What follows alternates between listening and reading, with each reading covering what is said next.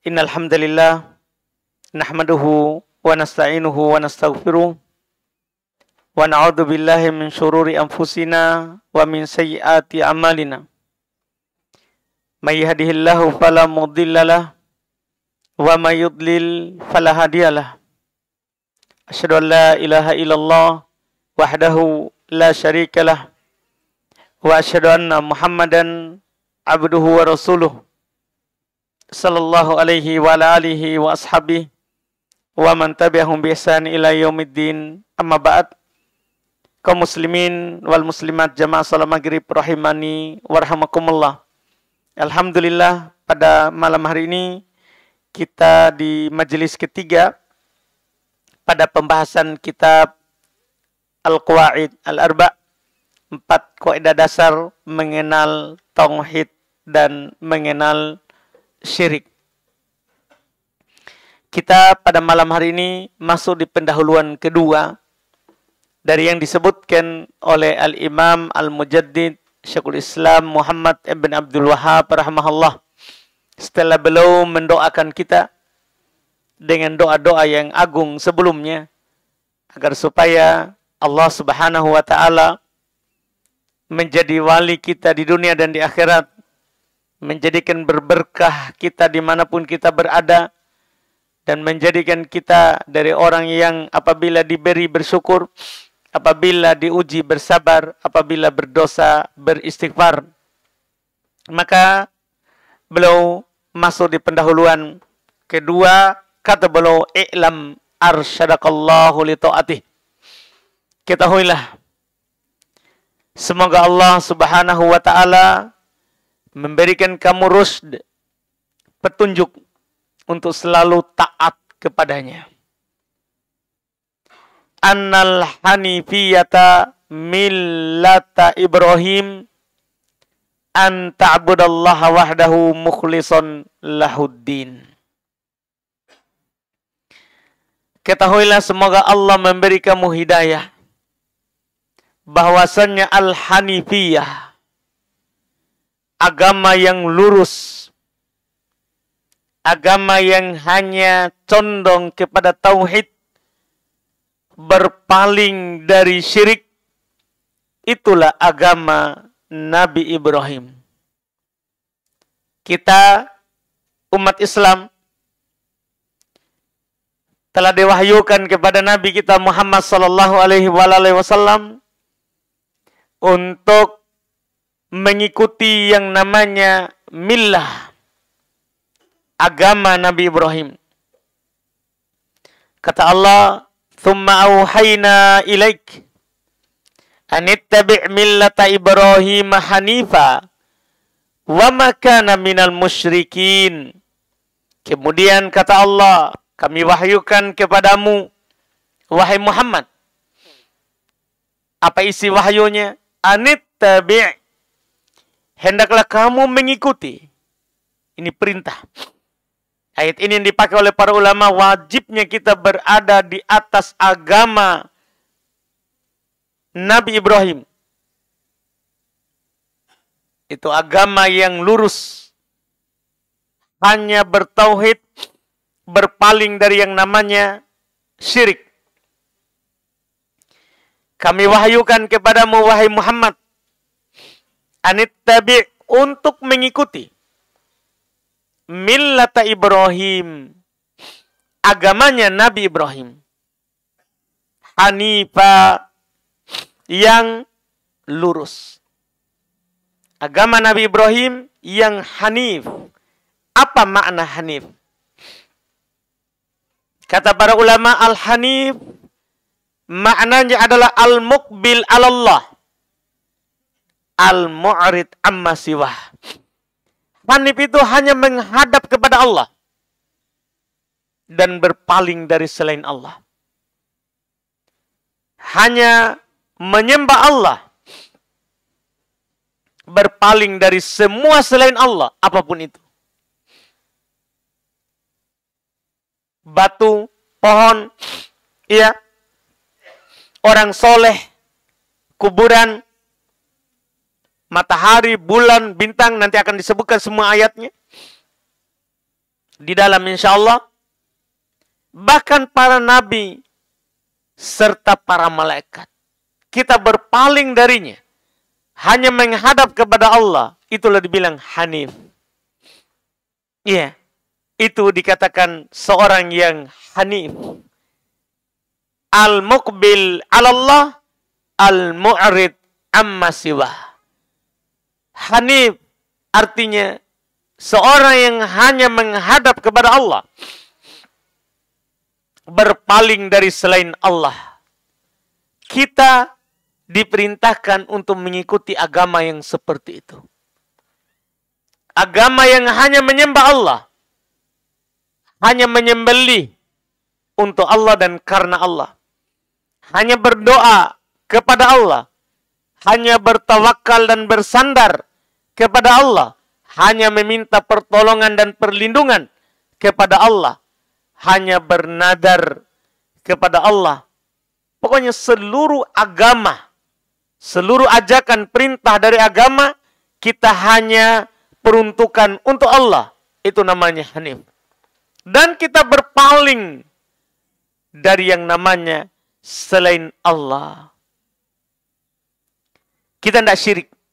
Apakah syirik besar atau syirik kecil. Itulah yang diperintahkan oleh Allah Subhanahu wa ta'ala kepada Nabi kita.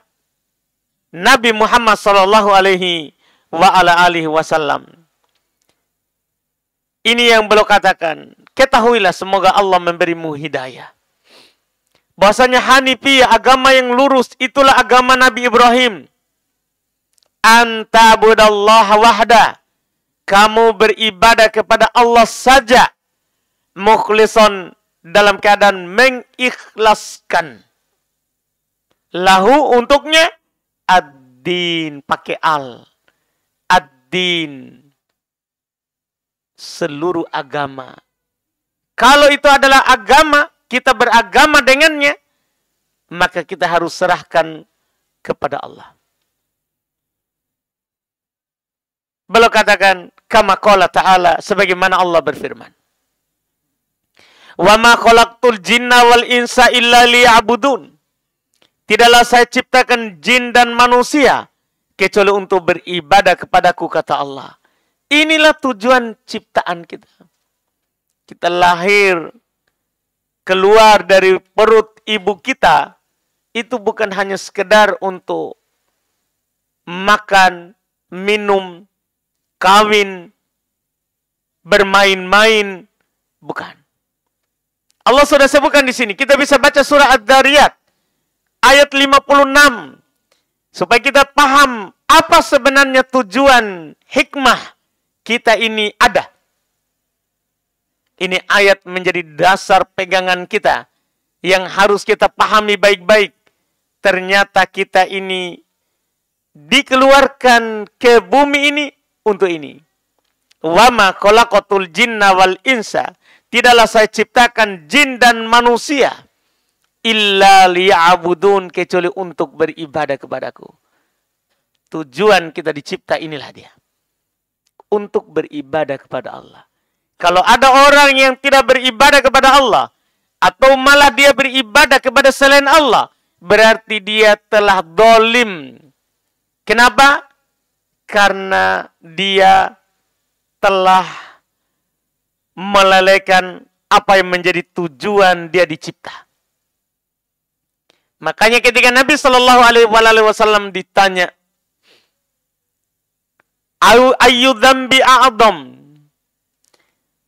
dosa apakah yang paling besar? Kata Nabi, antaj'ala lillahi niddan wa huwa khalaqak. Kamu membuat tandingan untuk Allah, padahal dia menciptamu. Kamu dicipta supaya beribadah kepada Allah. Tapi kamu malah beribadah kepada selain Allah. Itulah dosa yang paling besar.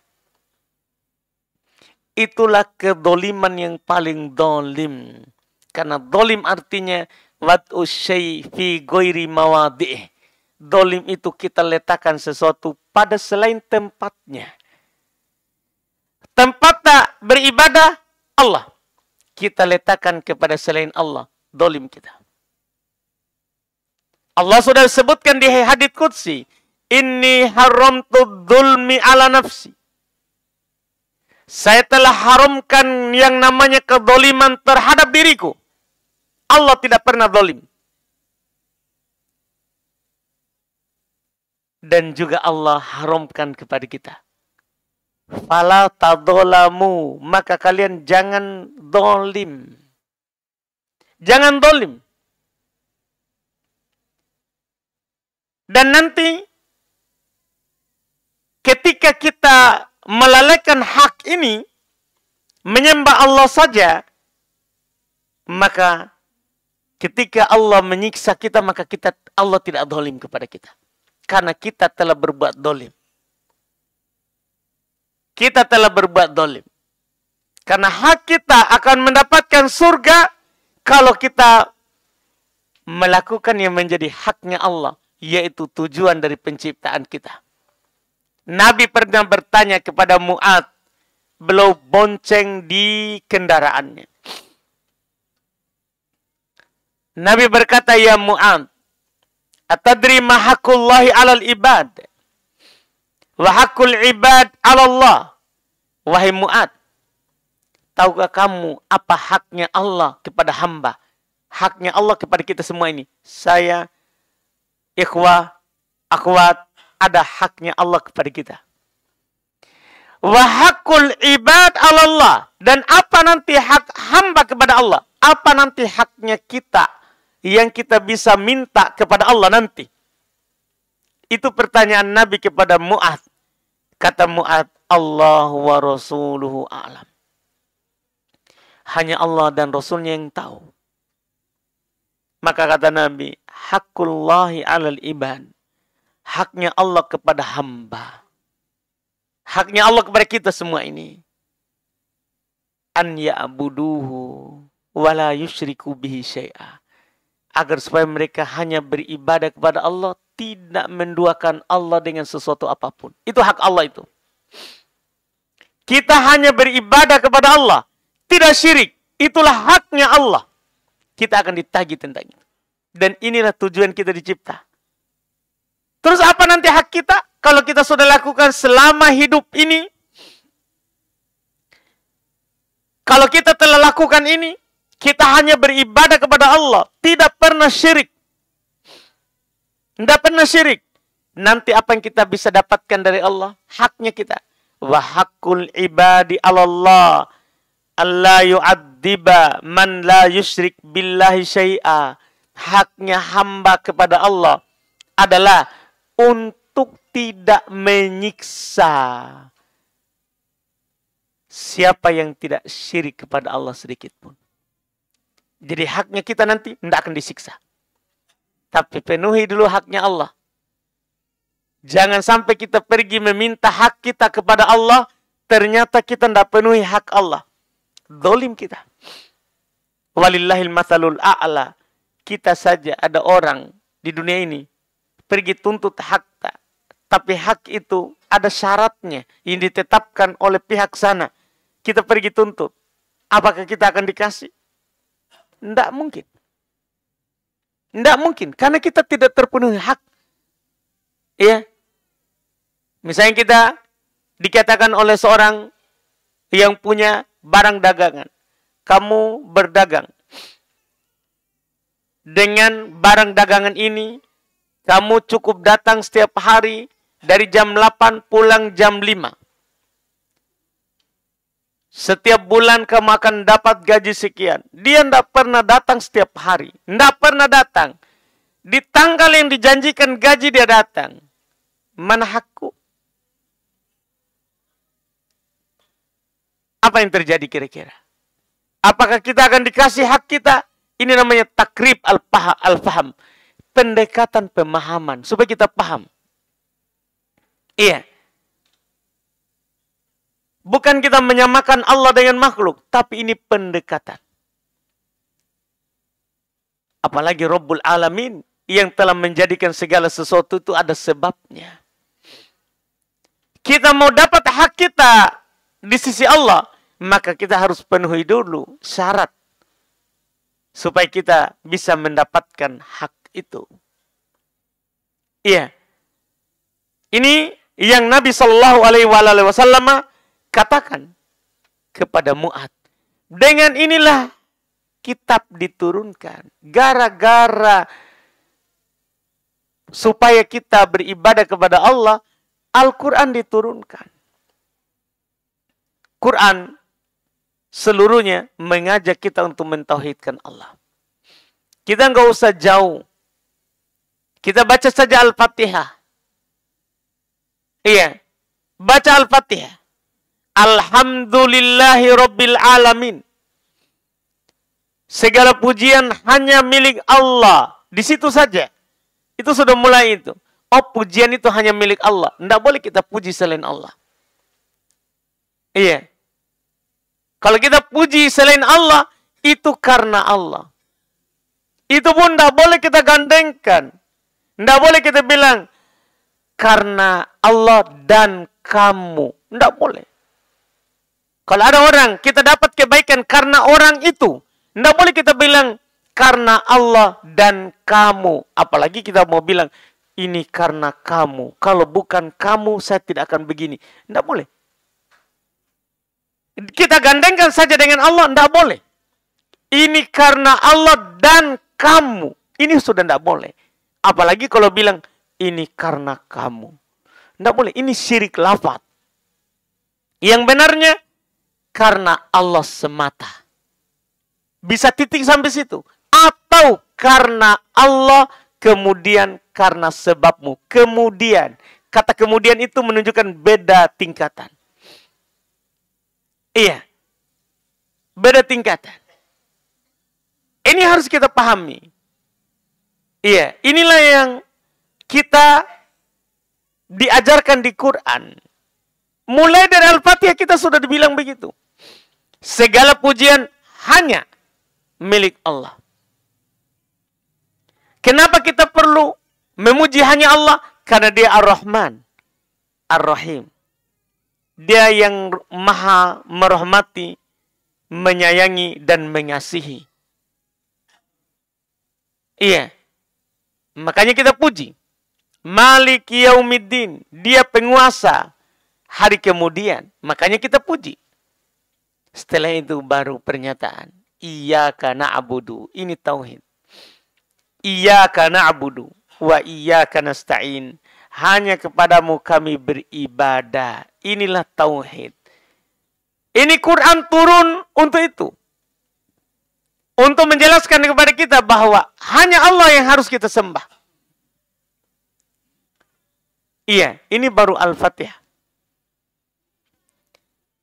Sudah menjelaskan bagaimana yang sebenarnya di dunia ini yang harus kita lakukan.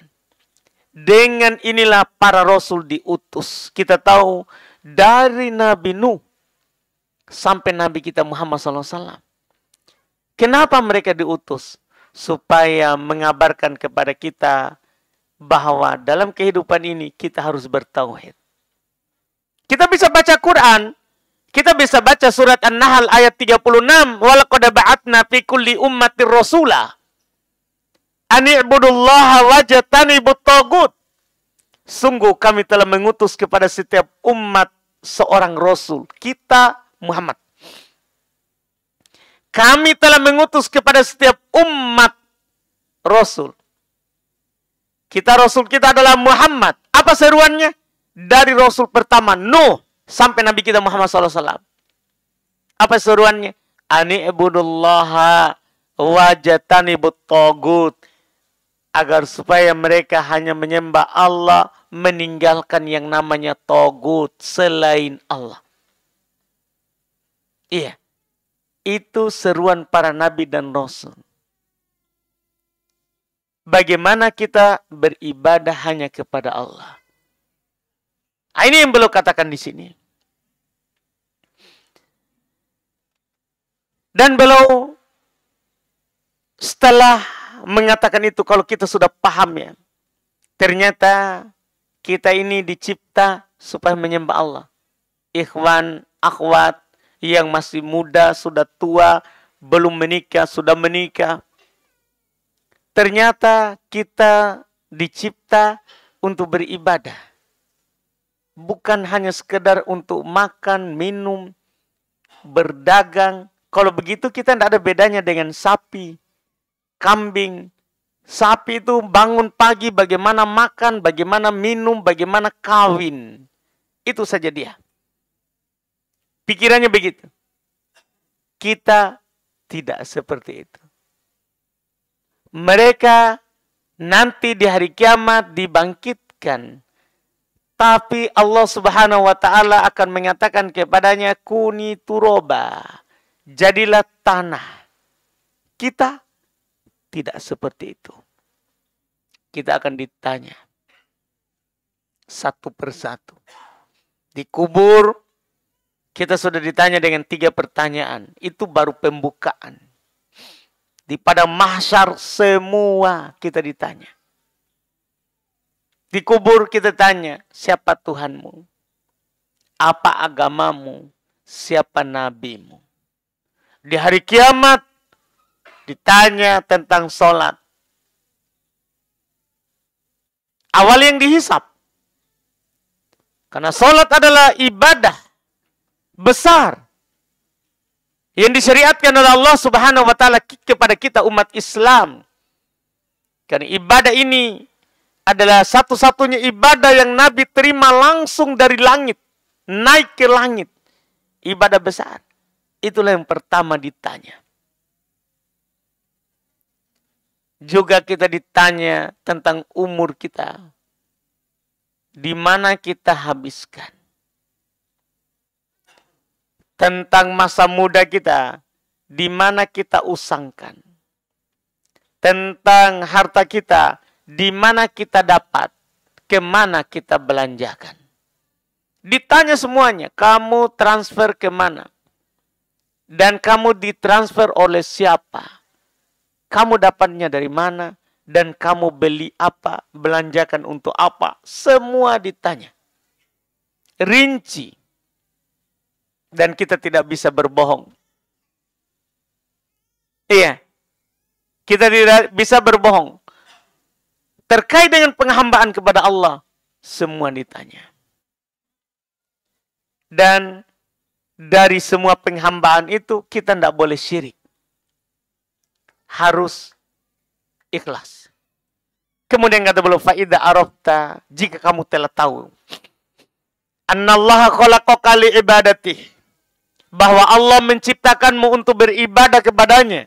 Jika kamu sadar itu tadi, ayat tadi, surat Ad-Dariyat. Jika kamu sudah paham itu, bahwa kamu dicipta untuk beribadah kepada Allah. Kitab diturunkan supaya kamu ibadah kepada Allah. Para Rasul diutus supaya kamu beribadah kepada Allah. Supaya tegak hujjah. Nanti di hari kiamat tidak ada lagi kita yang bilang, ya Allah belum datang kepadaku Rasul. Ya Allah belum sampai kepada saya Quran. Padahal Quran semua ada di rumah kita. Bahkan sekarang ada di HP kita masing-masing. Tidak ada lagi hujan nanti di hari kiamat. Maka jika kamu telah tahu itu, bahwa Allah menciptakanmu untuk beribadah kepadanya, fa'alam, ketahuilah. Annal ibadata la tusamma ibadatan illa ma'at tauhid. Harus kita yakin dan paham ini. Bahwa yang namanya ibadah, itu tidak akan dinamakan ibadah, kecuali harus ada yang namanya tauhid. Harus ada pengesaan kepada Allah. Tidak boleh ada duanya. Kalau kita sholat, harus tauhid. Hanya untuk Allah. Puasa, hanya untuk Allah. Zakat, hanya untuk Allah. Haji, hanya karena Allah. Untuk Allah. Demikian pula ibadah-ibadah lain. Ini kita cuma sebutkan ibadah-ibadah besar. Harus ada tauhidnya. Kama anna sholata la tusamma sholatan illa ma'at tahara. Sebagaimana sholat tidak akan dinamakan sholat kecuali bersama tahara. Ini Masya Allah pendekatan perbandingan yang bagus sekali dari Syekh. Kalau ada orang sholat tidak wudhu, apa kita bilang kepadanya? Ada orang datang kepada kita, Ustaz, tadi saya sholat, saya lupa wudhu. Kita bilang apa? Apa Apa kira-kira jawaban tak? Siapa yang berani angkat tangan? Kita Pak. Dapat hadiah. Kenapa? Karena tidak memenuhi syarat. Apa itu? Tidak wudu. Tidak wudu. Beliau akan tekankan sebentar. Lihat kata beliau. Fa'idha dakhala syirku bil ibadah fasadat. Sama itu. Kalau ibadah masuk kepadanya syirik, rusak. Begitu. Jadi syarat sahnya sholat kan wudu. Syarat sahnya ibadah harus ikhlas. Kalau ada orang ibadah syirik, dia duakan Allah dengan selain Allah, apakah ibadahnya sah? Ini mirip dengan wudu. Kalau kita sholat tanpa wudu, batal. Atau kita sudah wudu, kemudian kita lakukan pembatal, batal sholat tak? Sama syirik, sama tauhid, sama ibadah. Kalau kita tidak tauhid, tidak memurnikannya hanya untuk Allah semata, fasadat, batal. Kal hadathi idza dakhala fit taharah. Seperti hadat kalau masuk dalam taharah. Tadi kan orang tidak taharah sama sekali. Batal. Sekarang ada orang sudah taharah. Jalan ke masjid, sholat, qadarullah, kentut. Apa jawaban kita? Pasti kita bilang apa? Batal sholat tak. Kenapa? Sudah kita kentut. Iya. Batal sholatnya. Sama ini. Kalau kita lagi beribadah, tiba-tiba terselip niat lain. Niat lain. Kita sholat, mau juga dilihat. Kita berzakat, mau juga dibilang. Kita bersedekah, mau juga dikatakan. Kita baca Quran supaya dikatakan qori. Iya. Kita mengajar supaya kita dikatakan ustadz. Kita pakai jubah, kita pakai jenggot. Semua, bukan harus ibadah ini. Kita pakai jenggot supaya dikatakan kita alim. Bahaya itu. Kita pakai cadar, jilbab. Supaya kita dikatakan seorang yang di atas sunnah misalnya. Supaya dikatakan. Hancur ibadah kita. Tidak ada nilainya. Fasadat kata beliau. Rusak. Fa'idha arafta. Jika kamu sudah tahu itu. Anda syirka idha kholatul ibadata afsadaha. Bahwa syirik itu kalau campur ya, campur. Syirik jika campur dengan ibadah akan merusaknya. Karena syirik, ya, pertama itu adalah bid'ah. Kenapa kita katakan syirik itu adalah bid'ah? Karena Nabi tidak pernah syirik. Ada orang melakukan syirik, itu sudah bid'ah. Dengan itu saja sudah ditolak. Nabi sudah katakan, man ahdatsa fi amrina hadza ma laysa minhu fahuradun. Siapa yang mengadakan sesuatu yang baru dalam urusan kami ini, maka dia tertolak. Itu sudah tertolak. Iya. Tidak ada pahalanya. Batal, rusak. Tapi ada hal lain lagi yang lebih besar daripada itu. Wa ahbatul amal. Ternyata syirik itu bukan hanya membatalkan. Bukan hanya merusak amalan. Tapi menggugurkan pahala dari amalan itu. Allah subhanahu wa ta'ala telah berfirman di Quran. Walau asyraku lahabita anhum ma kanu ya'malun. Seandainya, sekiranya mereka syirik, maka batal seluruh yang mereka lakukan. Seluruh, Pak. Seluruh. Kalau syirik, batal seluruhnya. Hangus apapun yang kita lakukan. Kita sudah sholat. Kita sudah berpuasa setiap tahun. Berzakat setiap tahun. Bahkan kita sudah berangkat haji. Setelah semua itu kita malah pergi ke kuburan berdoa. Menyembeli di sana. Hangus. Allah yang bilang itu Pak. Bukan saya. Karena kadang sebagian orang. Wahabi. sedikit-sedikit batal amalan. Ini Allah, bukan Wahabi. Allah yang bilang begitu. Bahkan Allah ancam nabinya. Nabi saja diancam. Walaqad uhiya ilaik wa ilal ladzina min qablik la in asyrakta la yahbatanna 'amaluk wa la takunanna minal khasirin.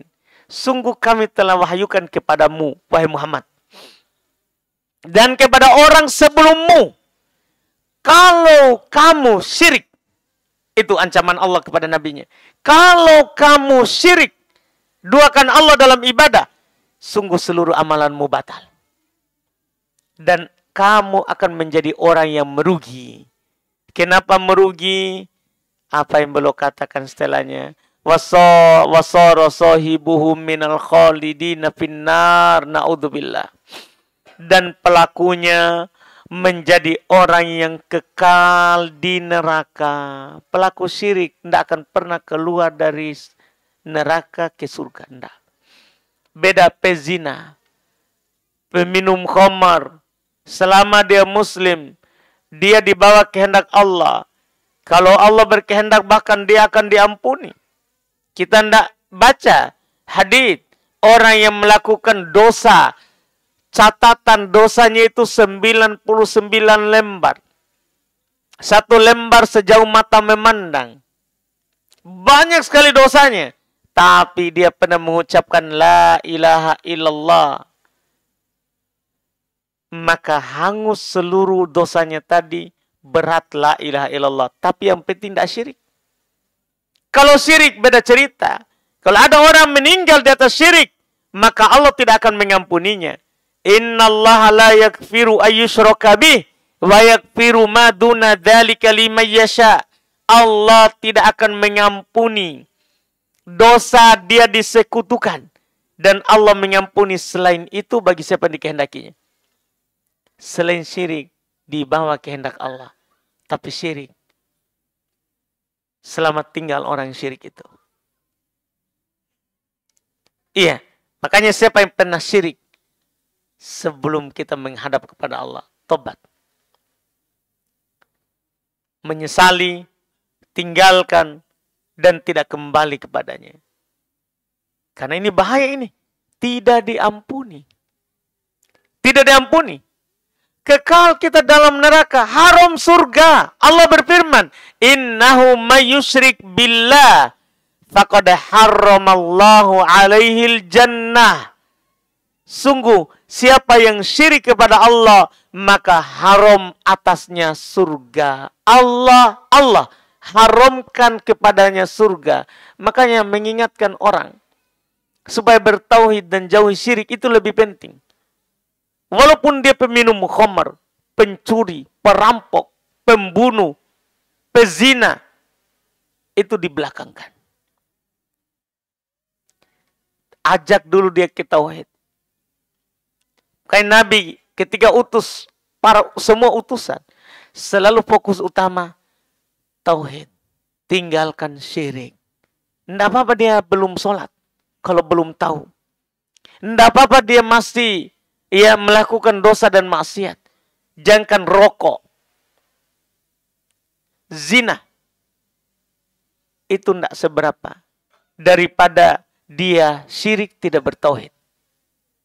Karena kalau dia mencuri, berjudi, merokok, itu belum kafir. Kalau Allah kehendaki, diampuni langsung. Bukan kita bermudahan dengan dosa, bukan. Tapi ada namanya yang paling penting. Karena orang kalau sudah bertauhid, dia akan tinggalkan semua itu. Kalau orang bertauhid, dia akan sholat. Dia akan tinggalkan yang namanya zina. Dia akan tinggalkan membunuh. Dia akan tinggalkan yang namanya mencuri, merampok.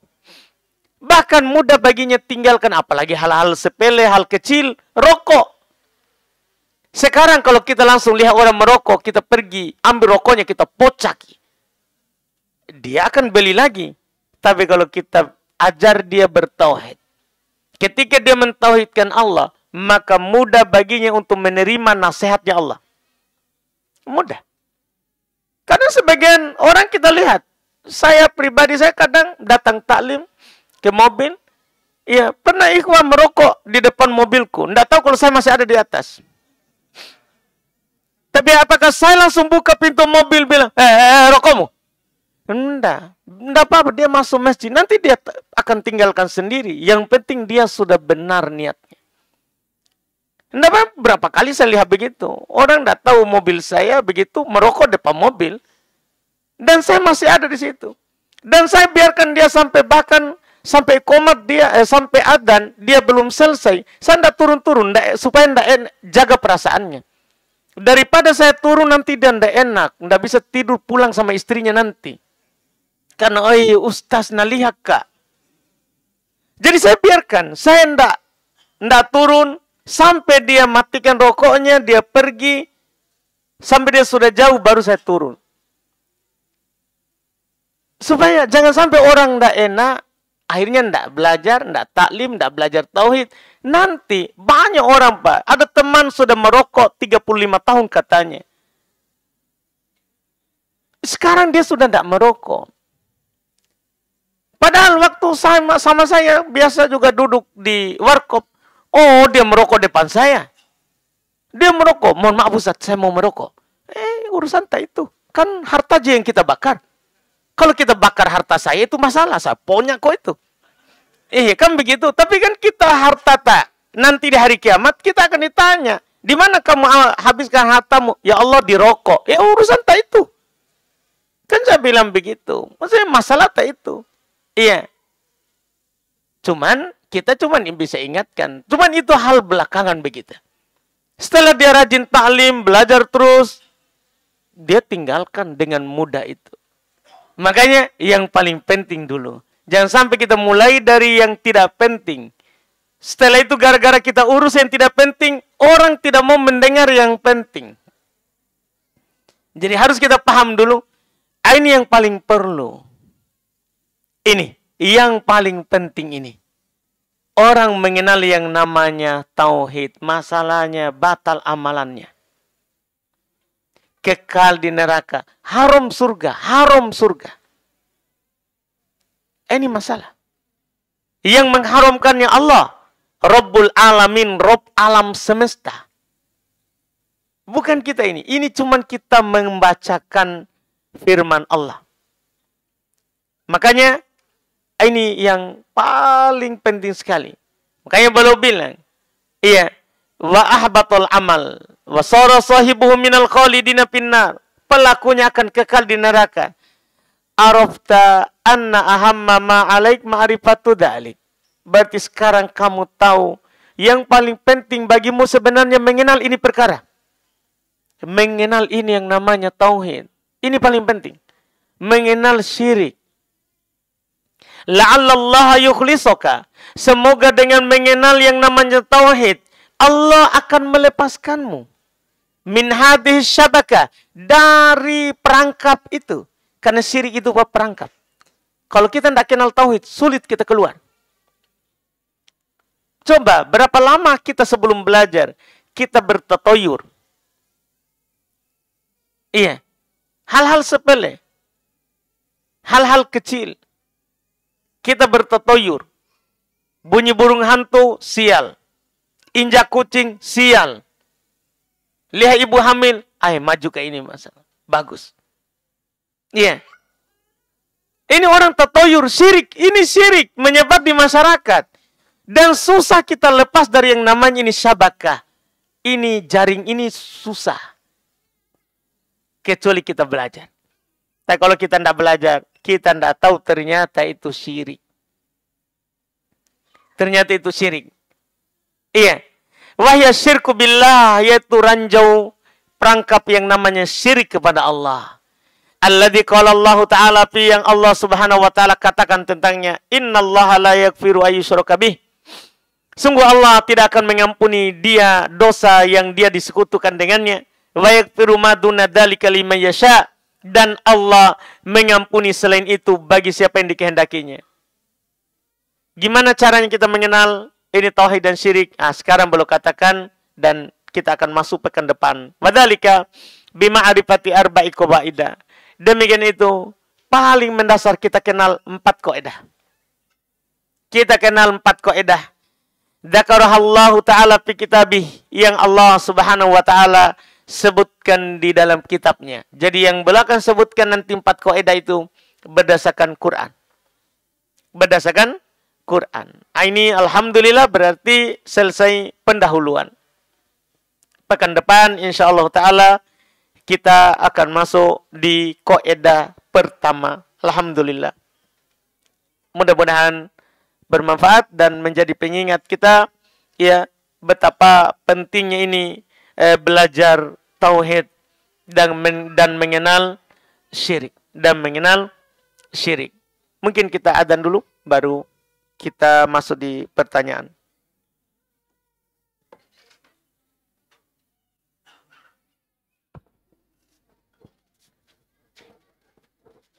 وَمَا أُمِرُوا إِلَّا dia mau ganti awal bulan. Pas jatuh waktu tempo, itu jatuh tempo untuk dia bayar, dia tidak mau. Dia marah-marah Ustaz. Dan bikin banyak alasan. Dan sudah lewat tempo pembayarannya. Bagaimana hukumnya Ustaz? Orang kaya begini Ustaz, berdosa. Kata Nabi SAW, kalau dia mampu ya, matlul goni dulmun. Mengulur-ngulurnya orang yang mampu bayar, itu dolim. Kalau dia mampu bayar tapi sengaja undur, dolim. Jadi setiap hari yang dia undur, dolim. Dia berdosa. Dia berdosa. Iya. Diingatkan orang yang seperti itu. Dia diingatkan bahwa ya tidak boleh undur. Dan nanti jangan lagi jatuh di situ.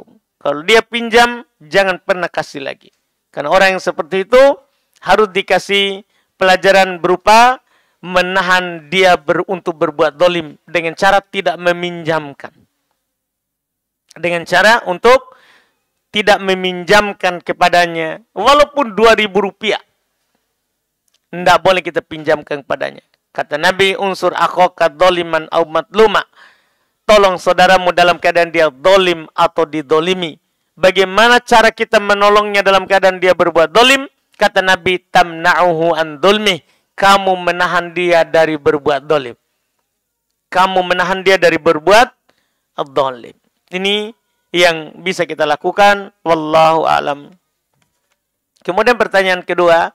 Apakah boleh saya sendiri yang memotong hewan kurbanku? Karena kalau orang yang disuruh dibayar lagi 300.000. Dan kalau boleh tolong ajarkan doanya. Boleh, Nabi memotong sendiri hewan kurbannya. Nabi potong sendiri hewan kurbannya. Dan boleh wakilkan ke orang. Karena Nabi juga pernah wakilkan Ali untuk memotong juga hewan kurbannya. Jadi boleh wakilkan ke orang dan boleh kita potong sendiri. Bahkan kalau kita potong sendiri lebih utama. Karena itu yang Nabi pilih. Tapi kalau kita bisa, kan tidak semua orang bisa potong. Tidak semua orang bisa kuliti hewannya. Tapi kalau kita bisa, jangan kasih orang. Iya, kita potong sendiri. Karena kita yang langsung berniat, itu lebih utama. Lebih utama. Adapun bacaannya, boleh kita hanya baca bismillah, itu sudah penghalalan. Tapi kalau kita tambah Allahu Akbar, bismillah Allahu Akbar, lebih sempurna. Lebih sempurna lagi kalau kita bilang hada anni wa an ahli baiti. Ini dariku dan keluargaku. Lebih bagus lagi. Iya. Dan dah harus bahasa Arab kalau yang itu. Boleh kita bahasa Indo. Ini dariku dan keluargaku. Tidak harus bahasa Arab. Iya. Yang penting kita baca bismillah itu paling inti. Kemudian bismillah Allahu Akbar. Iya, bismillah Allahu Akbar. Ini wallahualam. Semudah saja ini. Alhamdulillah. Apa hukum membeli barang yang brandnya merujuk nama hewan sebagai logonya? Seperti apa ini? Papis. Anjing kecil. Iya. Tidak ada masalah. Itu kan hanya merek. Hanya nama. Ya, itu hanya nama saja, hanya merek saja. Yang penting bahannya bukan dari anjing. Kalau nama, tidak ada masalah. Nama tidak ada masalah. Karena yang dilihat bukan nama, tapi hakikat. Apakah barang itu halal untuk kita atau haram? Kalau dia bahannya halal untuk kita, tidak ada masalah dengan nama. Yang penting bahannya. Iya, masalah nama, orang hanya memberikan nama. Tidak ada masalah dengan nama, sekali lagi. Yang dilihat adalah hakikat daripada barang itu. Iya. Kalau barang itu namanya bagus, tapi ternyata dia terbuat dari yang diharamkan oleh Allah untuk kita pakai, tidak boleh kita pakai. Walaupun namanya bagus. Walaupun namanya bagus. Iya. Wallahualam. Masih waktu? Baik. Sudah tidak ada pertanyaan kayaknya ini di sini. Kita adzan dulu berarti. Kalau tidak ada sebentar pertanyaan, kita tutup. Pertanyaan lagi. Apakah zakat perniagaan digabung dengan zakat mal ataukah dipisah perhitungannya? Bisa digabung karena sama-sama uang. Ya, digabung. Ya, karena sama-sama uang, sama-sama nisabnya. Ya, sama-sama nisabnya. Cuma ada perbedaan antara zakat mal dengan perdagangan. Hanya dari sisi kalau zakat harta itu kan harus genap tersimpan setahun. Kalau zakat perdagangan, tidak harus tersimpan setahun keuntungannya. Keuntungannya. Jadi dia hanya modal tersimpan setahun. Misalnya dia keluarkan modal di Ramadan kemarin. 100 juta. Datang Ramadan ini masih berputar itu 100 juta. Bahkan sudah dapat untung menjadi 150 juta. Jadi bedanya di situ. Zakat perdagangan ikut untung itu gabung ke modal. Tidak perlu dihitung tanggal berapa didapat. Yang penting modalnya tanggal berapa dimulai. Setelah itu di akhir tahun ya kita masukkan modal dan ikutkan untung. Misalnya ternyata di bulan Ramadan berikutnya, alhamdulillah usaha lancar dan menjadikan dari 100 juta menjadi 150. Maka 150 lah yang dihitung zakatnya. Dibagi 40. Hasilnya zakat. Hasilnya zakat. Jadi itu saya bedanya. Kalau harta yang tidak bergerak, harus setahun tersimpan. Baru wajib zakat. Baru wajib zakat. Adapun harta yang bergerak, maka modal ya itu dihitung zakat ditambah untung. Ditambah untung. Tapi modal yang saya bilang tadi, modal yang bergerak. Adapun modal yang tidak bergerak, seperti pakai sewa rukonya, itu tidak dihitung dalam zakat. Beli perlengkapan, lemari, rak, ya, semua itu tidak masuk dalam modal zakat. Pokoknya yang bergerak saja. Yang bergerak saja. Yang kita belanjakan untuk diperdagangkan. Itu yang ada zakatnya. Jadi modal digabung dengan untung baru dibagi 40 hasilnya zakat. Hasilnya zakat wallahu alam.